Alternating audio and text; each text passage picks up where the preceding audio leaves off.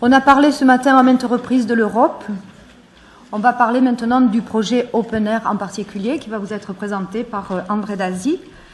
André Dazy est conservateur de bibliothèque à Couperin. Couperin qui promet l'open access depuis sa création en 1999. André Dazy coordonne à la fois le département services et perspectives depuis 2010. Il coordonne également différents groupes de travail et de projets sur les e-books et les statistiques d'utilisation des ressources électroniques et notamment donc de l'open access. Il est correspondant pour le projet Open Air et c'est donc à ce titre qu'il intervient dans cette journée sur les enjeux de l'open access pour la recherche. Voilà, vous avez donc... Merci de cette introduction. Bonjour à tous, bonjour à tous ceux que j'ai pas salués déjà. C'est en fait, c'est pas ma casquette Couperin, enfin c'est ma casquette Couperin, mais en tant que partenaire de projets européens, c'est à ce titre donc, que j'interviens. Donc je vais vous présenter deux projets qui ont été voulus par la Commission européenne. Donc Open Air, dans un premier temps, c'était le premier étage de la fusée en quelque sorte. Open Air Plus, donc deuxième étage de la fusée. Et il y a un troisième étage en programmation que je vous annoncerai en conclusion seulement, puisque j'interviens sur les deux premiers projets d'abord. Donc ces projets, en fait, Open Air, ça veut dire Open Access Infrastructure for Research in Europe. Donc c'est bien une infrastructure proposée par l'Europe, et le but pour l'Europe, en fait, c'était de lancer un pilote pour voir si l'obligation de mandat l'obligation de dépôt, pardon, était une bonne chose pour les publications de la recherche. Alors c'est assez drôle parce qu'en fait, donc en anglais on dit mandate, donc ça veut dire obligation de dépôt en fait, et donc parfois on dérape un petit peu et on dit mandat de dépôt en français, donc ça a forcément une toute autre signification. Et je sais que les chercheurs, je pense qu'il y a beaucoup de chercheurs parmi vous, ils ne sont pas forcément très pour l'obligation de dépôt. Donc là, c'est une expérience d'obligation de dépôt décidée par la Commission européenne, donc ils voulaient savoir en fait ce que les chercheurs faisaient avec l'argent mis à disposition par la Commission. Alors, donc je vais vous présenter d'abord les contextes et les objectifs, ensuite où en sont les projets, et ensuite donc à qui profite Open Air et Open Air Plus aussi.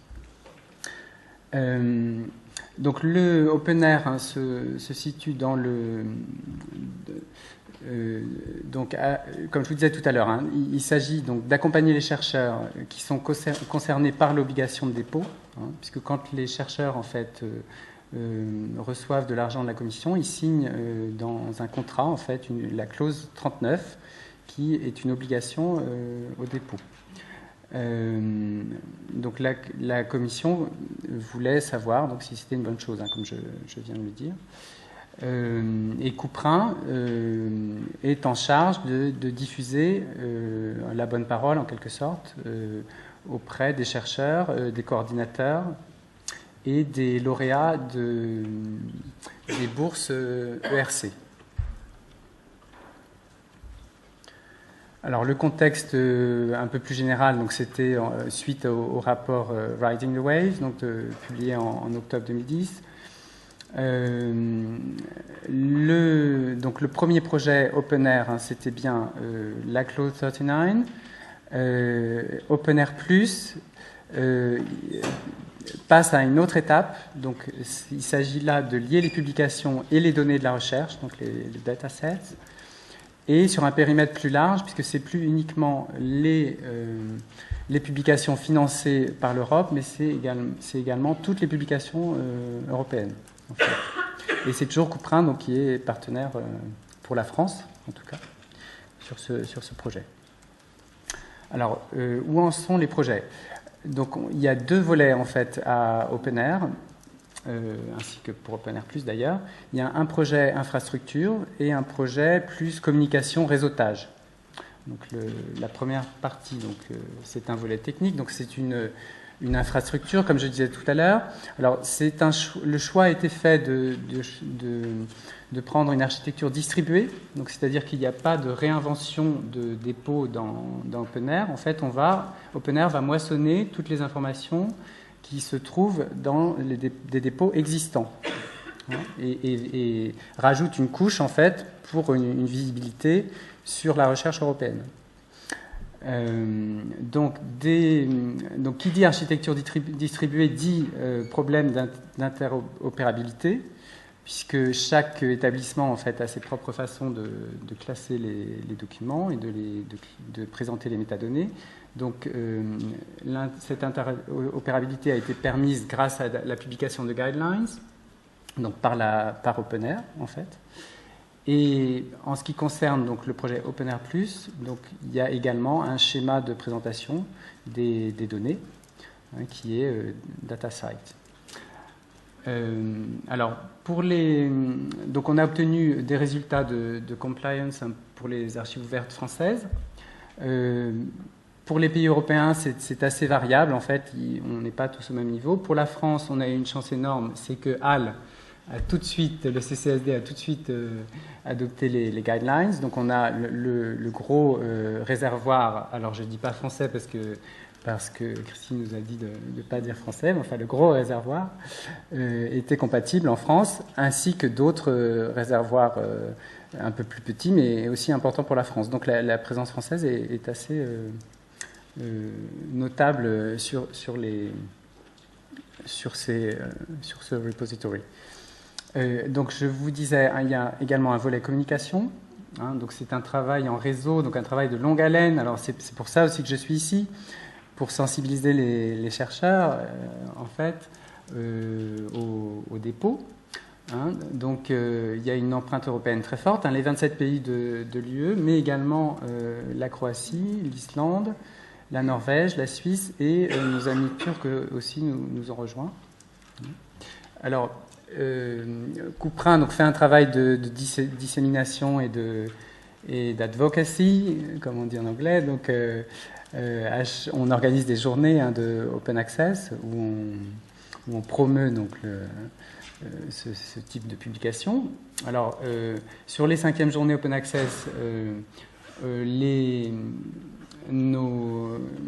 on a publié, en fait, on a utilisé le ScienceConf, donc toujours grâce au CCSD, pour mettre en ligne nos documents. Donc, je vous renvoie il y a des vidéos particulièrement intéressantes, notamment celle de Bernard Rentier, parce qu'on en a parlé ce matin, donc, où il parle, alors c'est quelqu'un de très convaincant, c'est un vrai acteur en fait.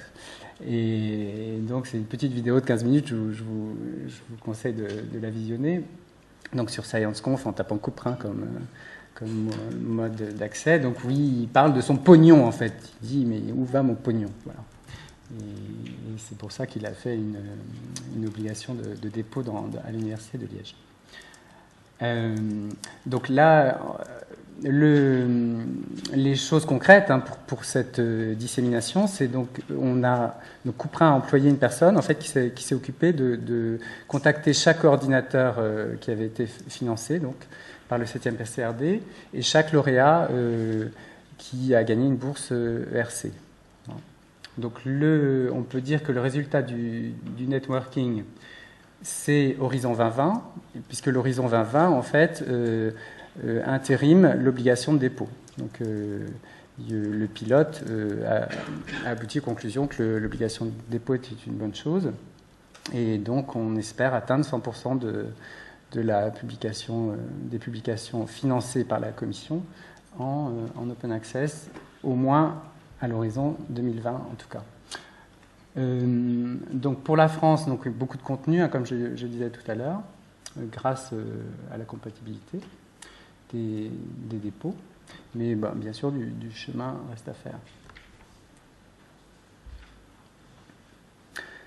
Alors je ne vais pas m'étendre sur ce schéma, mais c'est quand même intéressant de voir. Donc je parlais de fusée tout à l'heure, donc là c'est à trois étages. Donc on a sur la gauche donc les publications, sur la droite les données, au centre donc les systèmes de gestion avec notamment le système de reconnaissance des chercheurs ORCID, Le deuxième étage, donc, c'est tout ce qui permet le text mining avec donc une ouverture grâce à des API.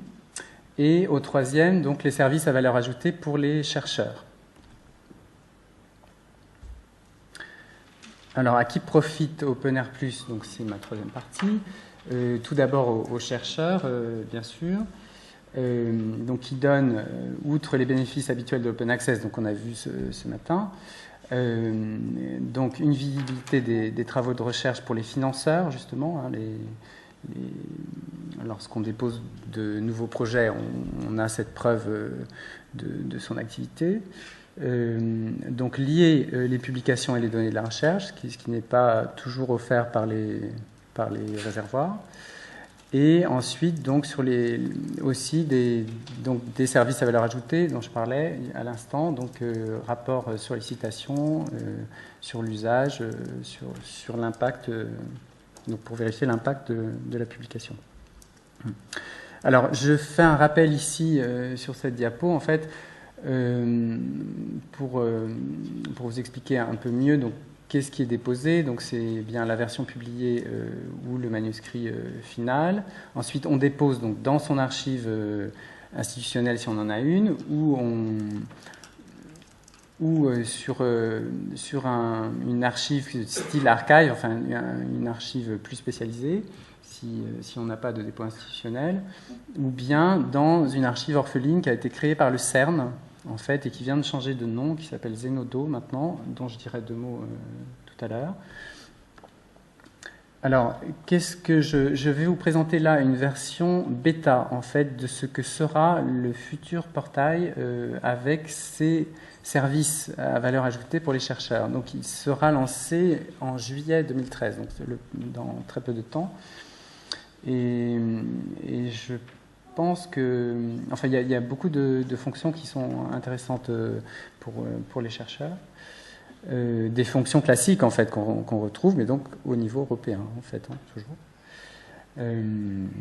Donc, avec les citations, hein, donc ici, une citation vers Europe PubMed Central, donc citation classique hein, qu'on retrouve dans Google Scholar ou Scopus ou le WOS. Également, donc, là, ce qui est nouveau, des liens vers les données de la recherche. Hein. Et puis, les versions, donc ça aussi, c'est assez classique. Alors, je vous avais parlé de Zenodo. Donc, Zenodo a été lancé il y a 15 jours.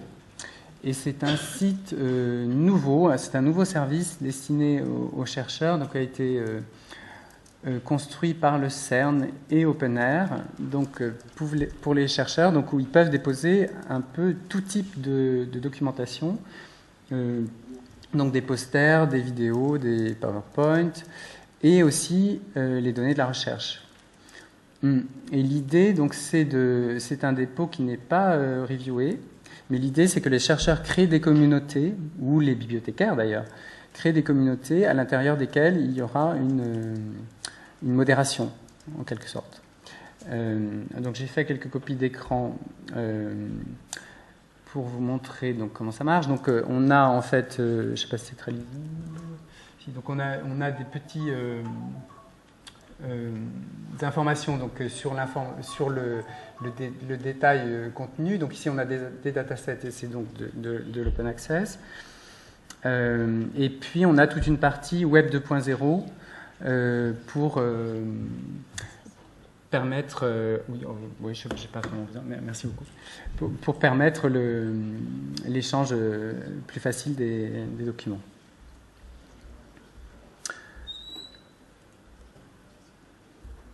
Voilà, donc à qui profite encore OpenAir et OpenAir+, donc aux personnes aux data providers, en fait, aux personnes qui ont des données de la recherche à proposer. Donc ça augmente la visibilité des données, donc ça permet, si c'est souhaitable et possible, donc de diffuser les données. Donc le travail sur l'interopérabilité donc se fait par DataCite, hein, je disais tout à l'heure, Et puis, on bénéficie d'une information enrichie. Donc, on a le lien de la publication aux données et également des données vers la publication. C'est le double sens. Les coordinateurs de projets, donc au niveau européen, ça leur facilite le reporting. Donc, tout ce qui est rapport d'activité est facilité grâce à cette infrastructure. Pour les pilotes de la recherche, donc ça leur permet de visionner des secteurs d'activité par aire géographique, par citation. Donc ça facilite la gestion de la recherche au niveau du CRIS. Et ça permet aussi de connaître les différentes tendances de la recherche actuelle.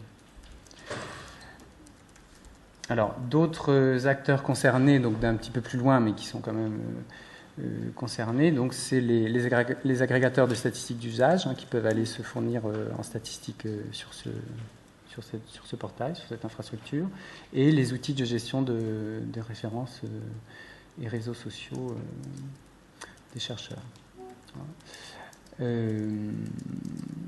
Voilà donc à peu près ce que je voulais vous dire sur ces deux projets. Donc OpenAIRE, donner accès aux publications. OpenAIRE+, on rajoute les données. Et le troisième projet s'appellera FOSTER. Donc c'est en avant-première que je vous livre cette information parce que les documents n'ont pas été encore signés. Et c'est un projet qui va s'atteler à sensibiliser les chercheurs, donc par des cours et par des interventions. Donc sensibiliser les chercheurs au dépôt. Voilà, je vous remercie. Alors, voilà, donc les questions, on a dit qu'on les laissait pour maintenant, en fait, je crois. C'est ça ? Voilà.